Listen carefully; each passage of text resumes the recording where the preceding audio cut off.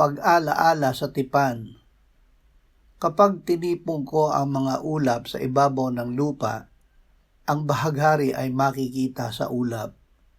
Genesis 9:14. Hindi lilibutin ng Diyos ang kanyang bagong tipan sa atin na pinagtibay ng dugo ni Jesus. Tayo rin ay hindi dapat lumimot dito.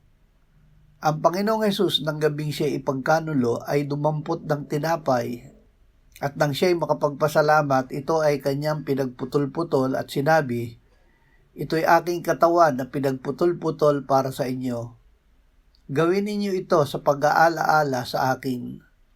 Sa gayon ding paraan ay kinuha niya ang kopa pagkatapos maghapunan na sinasabi, "Ang kopang ito'y siyang bagong tipan sa aking dugo. Gawin ninyo ito tuwing kayo'y iinom nito sa pag-aala-ala sa akin." Panginoong Hesus, muli ay tinatanggap namin ang iyong katawan at dugo na ibinigay mo sa ikapagpapatawad ng aming kasalanan. Manahan ka sa amin upang kami ay patuloy na makapanahan sa iyo. Amen.